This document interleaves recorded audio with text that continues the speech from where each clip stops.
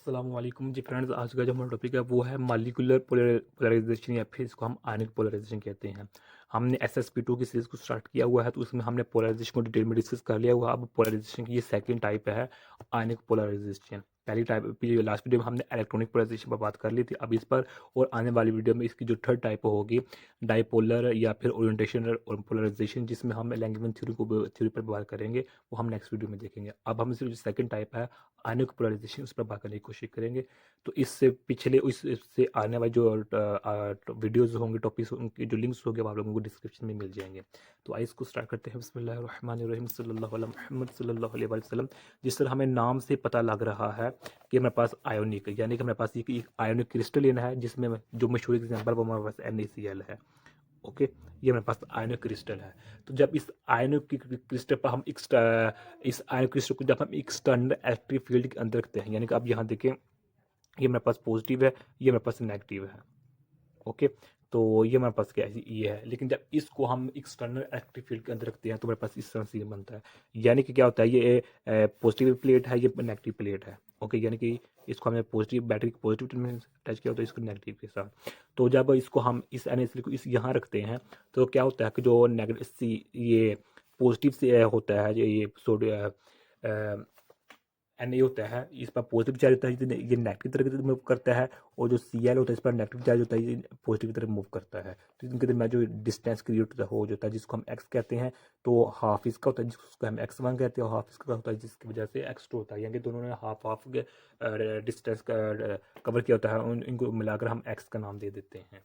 Okay, यानी कि इसने एक जो इलेक्ट्रॉन दिया है और इसने एक इलेक्ट्रॉन रिसीव किया हुआ है। यानी कि इसका क्या मतलब है, पॉजिटिव का कि इसने एक इलेक्ट्रॉन दिया हुआ है, वो नेगेटिव का मतलब इसने इलेक्ट्रॉन रिसीव किया हुआ है, इसका भी ये मतलब है। ओके, हो गया। तो सबसे पहले देखें, जब हम किसी चार्ज को एक एक्सटर्नल इलेक्ट्रिक फील्ड के अंदर करते हैं, उस पर फोर्स लगती है, वो उसका जो जनरल फार्मूला हमारे पास F=QE है। तो जब हम F1 होगा तो हमारे पास QE होगा। यानी कि ये क्या है कि इसको हम कह देते हैं, हमारे पास ये F1 फोर्स है, और ये इसको हम कह देते हैं ये हमारे पास F2 फोर्स है। ओके, तो F1 फोर्स इस पर लग रही है Na पर, तो यह हम हमारे पास पॉजिटिव चार्ज है, लेकिन इधर हम सिर्फ मैग्नीट्यूड की फॉर्म लिख रहे हैं। इधर हम पॉजिटिव क्यू भी लिख सकते हैं, लेकिन इधर हम सिंपल ई ही लिखेंगे क्योंकि हमने मैग्नीट्यूड लिखना है। इसी तरह जब इस पर लगेगी F2 फोर्स लगेगी, तो इस वजह ये नेगेटिव है, तो यहाँ हम नेगेटिव क्यू लिख सकते हैं, लेकिन हमने सिर्फ मैग्नीट्यूड फॉर्म लिखनी है, इसलिए इधर हमने ई ही लिखा है। तो ये मेरे पास ये क्वेश्चन नंबर 1 है, ये क्वेश्चन नंबर मेरे पास 2 बन चुकी है। ओके, हो गया। तो अब जिस तरह हमने लास्ट वीडियो में देखा था कि एक ओपोजिट फोर्स भी क्रिएट होती है, बिल्कुल वही केस हम इधर भी होगा कि एक तो ये एक्टिव फील्ड है जो इस पर यहाँ अप्लाई हो रहा है, एक इस पर यहाँ अप्लाई हो रहा है, क्योंकि इसके नेगेटिव और पॉजिटिव चार्ज की वजह से। अब एक यहाँ रिस्टोरिंग फोर्स भी होगी, वो रिस्टोरिंग फोर्स क्या करेगी, इन दोनों को इकट्ठा लाने की कोशिश करेगी। ओके, तो अब वो रिस्टोरिंग फोर्स जो इस पर लगेगी उसको हम F1 डैश का नाम दे रहे हैं, जो इस पर लग रही है इसको हम F2 डैश का नाम दे रहे हैं। यानी कि जो मेरे पास F है वो एक्चुअली x की इक्वल है। तो जब हम इसको ख़त्म करेंगे तो हमारे पास की x आ जाएगा। ओके, तो ये मेरे पास है। तो ये सोडियम के लिए है और ये क्लोरीन के लिए है। अब ये मेरे पास 4 इक्वेशन बन चुकी है। थर्ड इक्वेशन है, ये मेरे पास फोर्थ इक्वेशन है।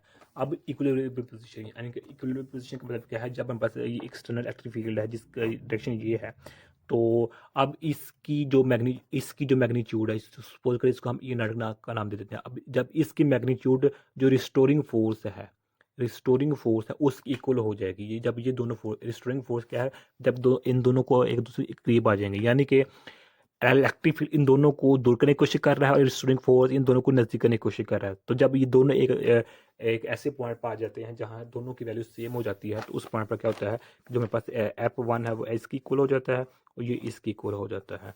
तो यहाँ से हमने इक्वलिटी की x1 x2 की वैल्यू निकाल ली हुई है।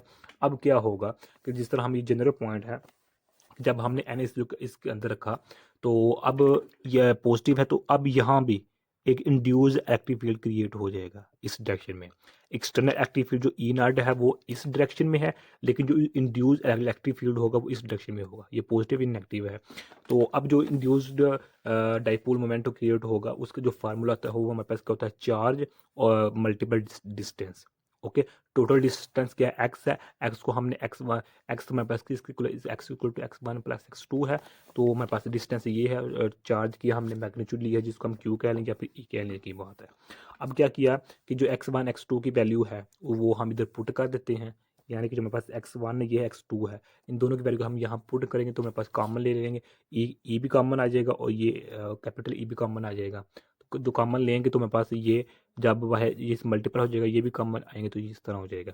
अब हम फार्मूला जानते हैं कि जो मेरे पास k is equal to M omega होता है, यानी कि ये तो फार्मूला हमने नहीं मशहूर देखा, हमने बेसिकली ये फार्मूला मशहूर देखा है, सेकेंड ईयर फिजिक्स में हमने इसको फार्मूले को डिस्कस किया हुआ है। तो अब ये यहाँ से हम ये वैल्यू पुट कर देंगे k1 की और k2 की यहाँ वैल्यू पुट कर देंगे, तो यहाँ से जो मेरे पास ओमेगा होगा वो कॉमन ले लेंगे तो हमारे पास ये फॉर्म आ जाएगी। ओके, यानी कि जो मेरे पास ये है ये इसको हमने ये हमारे पास जो अल्फ़ा आई का नाम दे दिया है, आई इसको शो कर रहा है, आयनिक पोलराइजेशन को शो कर रहा है या फिर मालिक्यूलर पोलराइजेशन को शो कर रहा है। तो यही आज का हमारा इतना सा टॉपिक था। तो जो नेक्स्ट वीडियो होगी उसमें जो इसकी थर्ड टाइप होगी डाइपोलर पोलराइजेशन, या उसको हम ओरिएंटेशन पोलराइजेशन कहते हैं, जिसे हम लैंगविन थ्योरी ऑफ पोलराइजेशन पर भी बात करने की कोशिश करेंगे। तो यही आज हमारा इतना सा टॉपिक था, जिसका अल्लाह खैर।